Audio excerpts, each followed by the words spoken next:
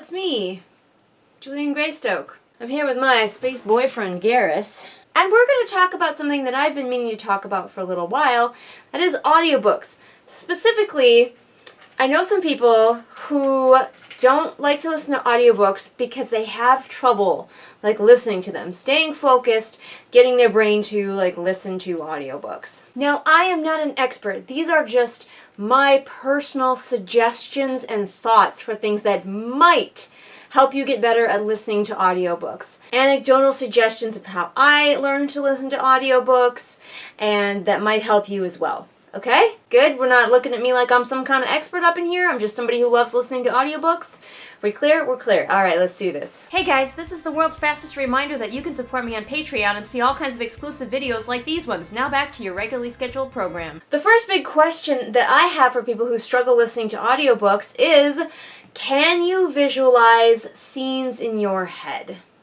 Because I recently learned that some people can't. Allow me to read you the beginning of this article from The Conversation, which I will try to remember to link below. Blind in the mind, why some people can't see pictures in their imagination. Imagine an apple floating in front of you. Now see if you can rotate it around in your mind. Look at it from the top, the bottom. Does it have any blemishes? How clearly can you see it?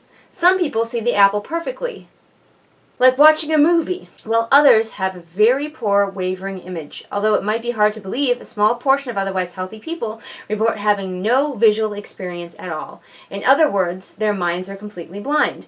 No matter how hard they try, they don't seem to see the apple. This phenomenon of mind blindness has only recently been given its proper name, congenital aphantasia. My first question is, can you easily picture things in your head? Because if you can't, this might make your listening experience slightly more challenging as you try to get good at listening to audiobooks and absorbing them in a similar way, different parts of the brain, but similar way to how you would absorb a book written on the page. I am quite good at listening to audiobooks. I can get as much from an audiobook as I can from looking at it on the page. I have learned to listen for things like sentence structure and overuse of filtering and stuff like that just as easily as I see it on the page. But let's not even worry about that stuff now. Let's worry about just getting it where you can enjoy an audiobook at the same level as you enjoy reading a book. And I think that you definitely can enjoy audiobooks even if you can't visualize things in your head. It might make your challenge a little bit more of an uphill battle. So go ahead and ponder that about yourself. I'll also include another video below from an animator who has this condition and she cannot see things in her head. So it doesn't hold anybody back, even people who draw pictures for a living. It does make me curious, though, how many of you cannot see things in your head. I am the opposite. My head is a full-blown fucking 3D movie screen, and it's great. So the way that I learned how to listen to stories was actually by listening to old-time radio plays that my dad used to play for us.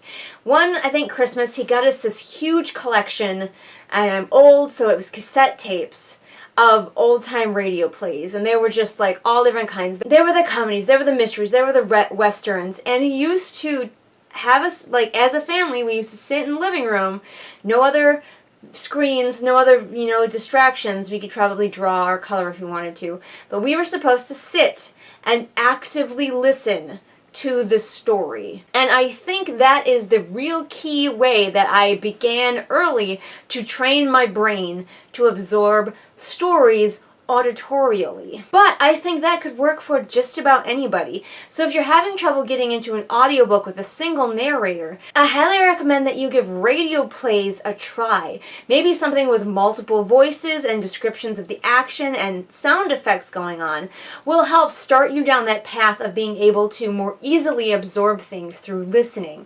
Also, I recommend podcasts, although I know some people listen to nonfiction podcasts still have trouble listening to a fiction book and paying attention to it, but this is kind of a building block, a stepping up point for you to start teaching your brain to actively listen and eventually get you into listening to a single narrator fiction story. The other thing I recommend, as I mentioned in my anecdote, is to listen without doing anything else. And this is really challenging in our day and age. You want to be able to right away be able to listen while you drive, be able to listen while you wash dishes. But if you are really struggling, you're going to have to train your brain before you can really get that far, because if you're splitting your attention, you're gonna miss whole hunks of the story.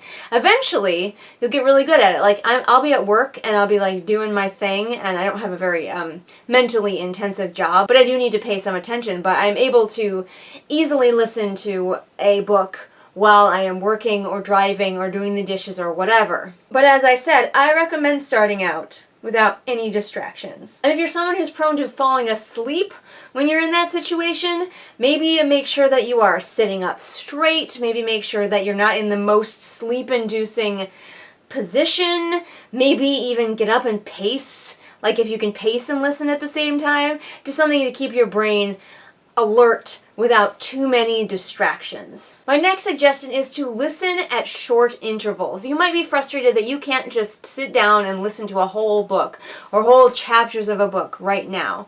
So listen as long as you can actively listen, and when you realize you're no longer actively listening, maybe go do something else. Give your brain a break. You're teaching it a new skill, so it's going to take a little while to get better and better at it.